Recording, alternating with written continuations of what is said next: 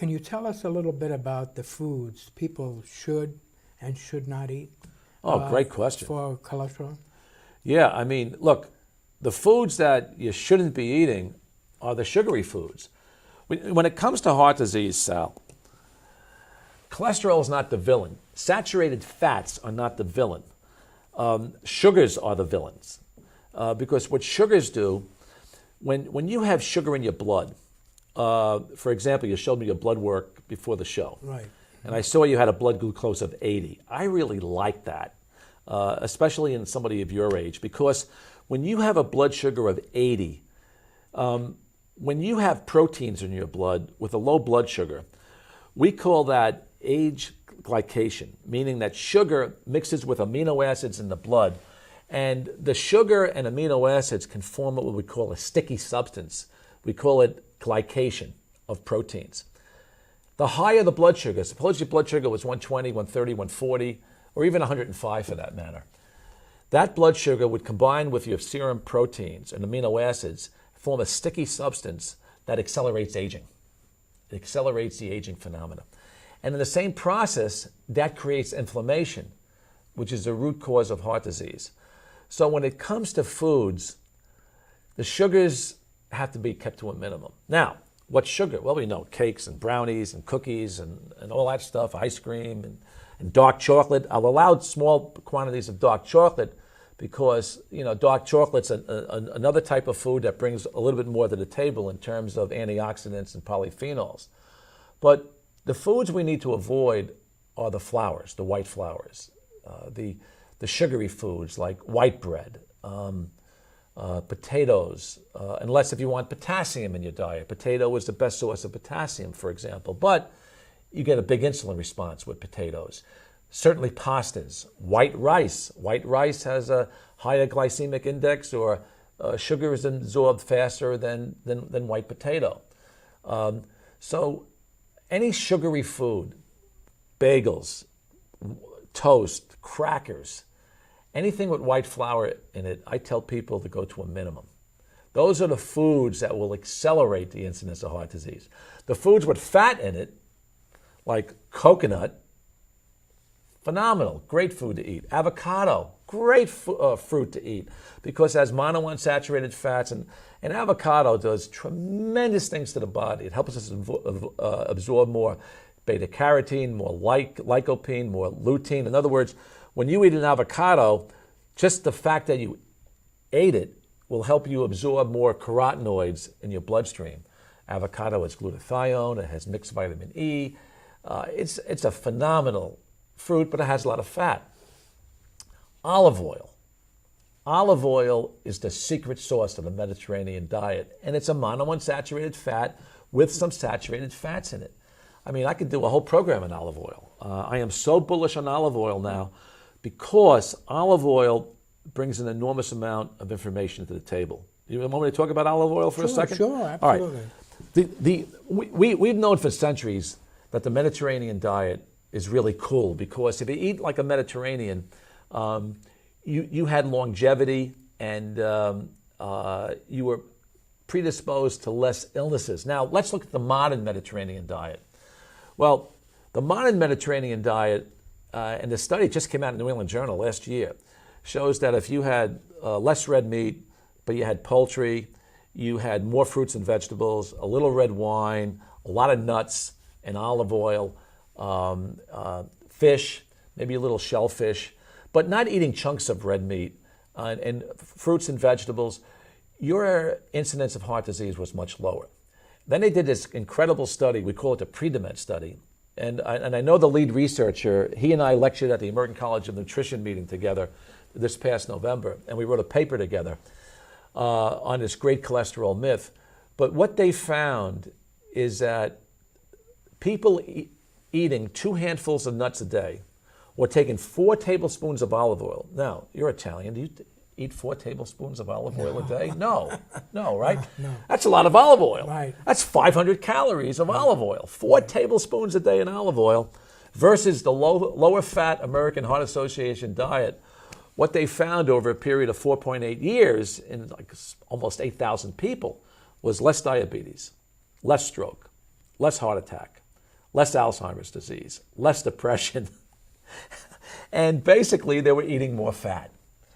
Now, an article just came out in April of 2014 in Circulation showing that these people taking in olive oil but not nuts had less atrial fibrillation than the group, because now they're looking at heart diseases.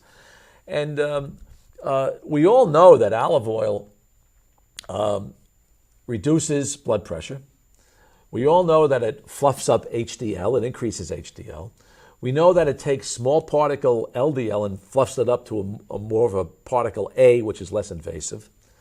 We know that olive oil supports endothelial cell function, but the real sizzle in olive oil came out in 2010, because even though as a cardiologist, I've always liked olive oil, and I knew it had antioxidants in it like squalene, which helps prevent breast cancer in women, and it's got hydroxytyrosol and oleopurin. These are antioxidants and phenols that are anti-inflammatory.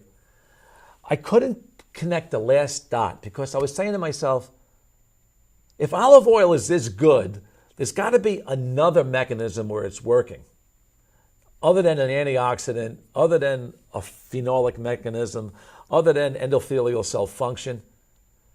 And in 2010, it came out in the paper, and I bet you don't even know this, and I bet our viewers don't know this, but the research showed in 2010 that olive oil downregulates over 100 pro-inflammatory genes. So in other words, olive oil downregulates inflammation in the body. And we know that inflammation is a sine qua non of aging. And basically, not only aging, you not only age faster with inflammation, but you get more diseases like heart disease, cancer, multiple sclerosis, Alzheimer's disease, etc. So the secret sauce, or the sizzle, in my opinion, of the Mediterranean diet is healthy olive oil. Now, not all olive oils are healthy. Recently, they've been cut with canola oil and corn oil and soybean oil. So you must take in 100% extra virgin olive oil. And I really like the California olive oils because they're certified organic, a lot of them, and they are 100% pure extra virgin olive oil. So I know you asked me a question about what are the foods to avoid, it's the sugars, and what are the foods to substitute. Well, I am bullish on healthy fats. Now, let me close it this way. Animal fat is a fat that I would tend to reduce. Vegetable fats like olive oil, like coconut, like avocado are far better, especially when they're organic. The reason why I tend to pull in on animal fat is because, remember, fats in animals contain the most insecticides and pesticides and radiation. They contain a lot of toxins. And if you wrote a book on cancer, you know that toxins are a major source of cancer. So I'll tell my followers to really eat organic and range-fed as much as possible, and always back off on red meat. I mean, it's okay if you eat red meat.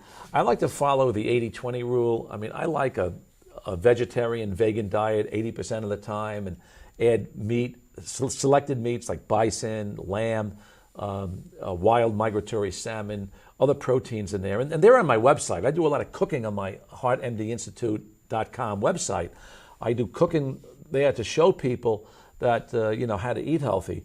So I think the best diet is either a paleo diet or the Mediterranean diet, minus the pizzas and pastas, but in the spirit of that diet, more of a vegan, more vegetarian quality.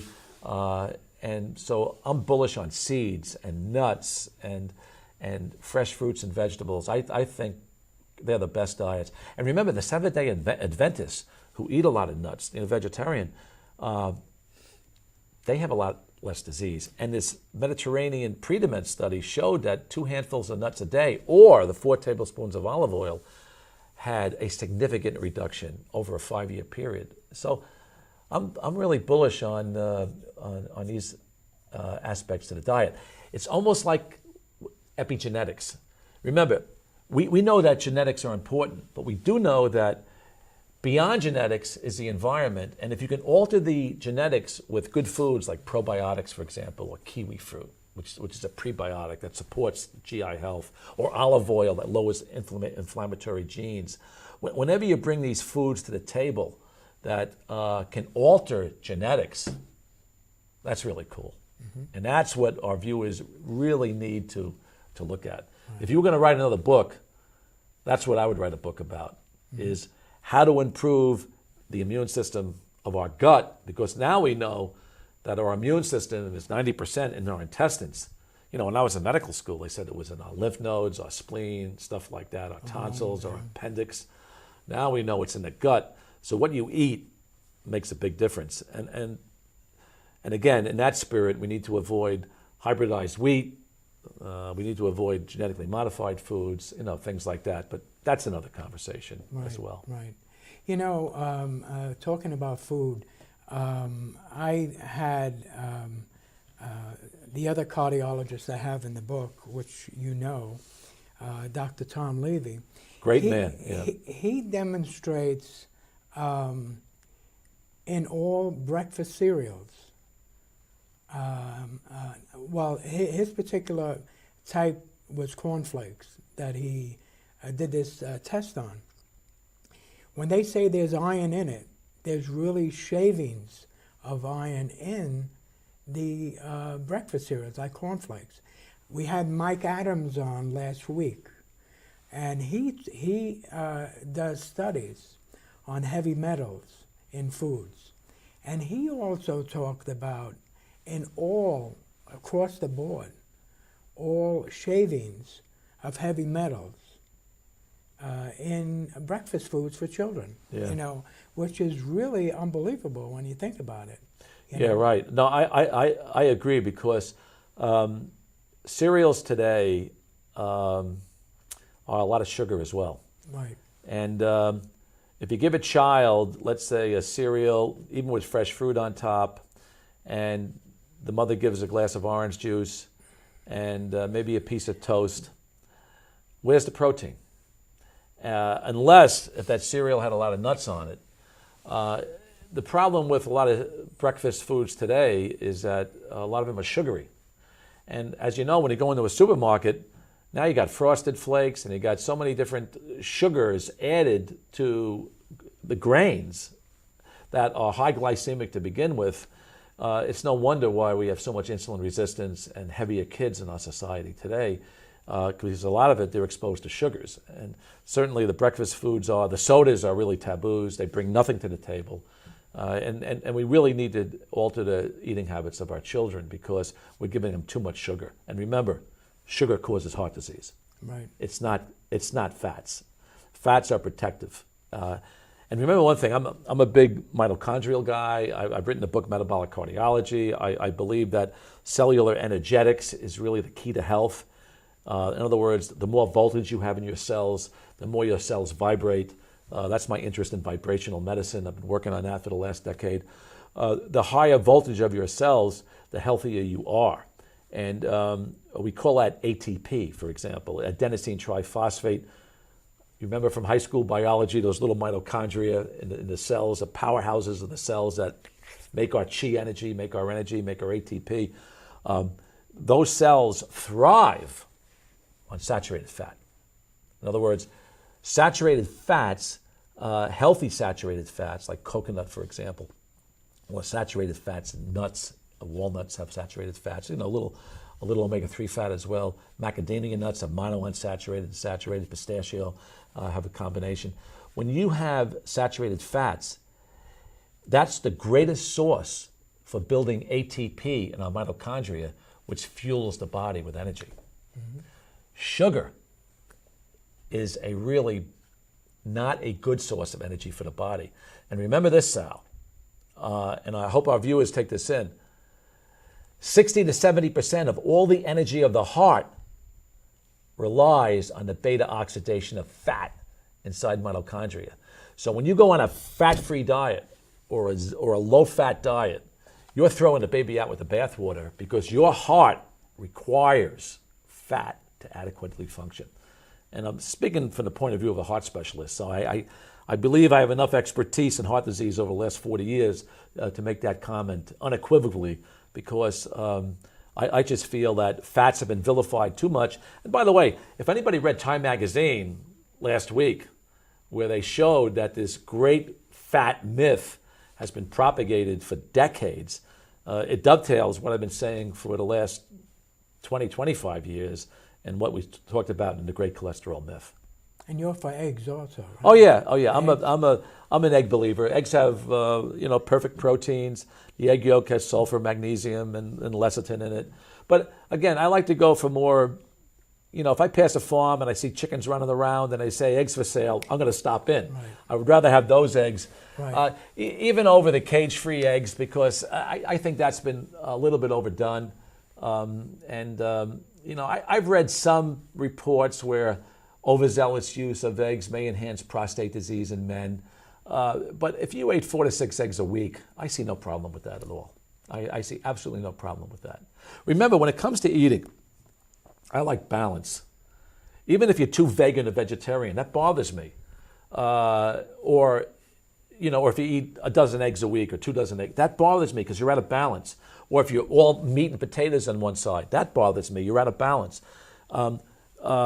Remember, even a perfect vegetarian or vegan diets, you're not going to get alpha-lipoic acid, you're not going to get coenzyme Q10 or carnitine, because those are the nutrients that are involved in the animal kingdom. So if you're a pure vegan or vegetarian, and I like that way of eating, you're not going to get those nutrients that will protect you from heart disease and cancer. I mean, even in my cardiovascular practice, I had 2 women, both from Asia, both pure vegans, who had cardiomyopathy and breast cancer at the same time. So when I measured their Q10 and carnitine levels in their blood, they were almost non-existent. So it was my belief that these women developed these illnesses unknowingly because they didn't have the nutritious value of Q10 and carnitine, which is vital for health, particularly heart health and the immune system. Mm-hmm.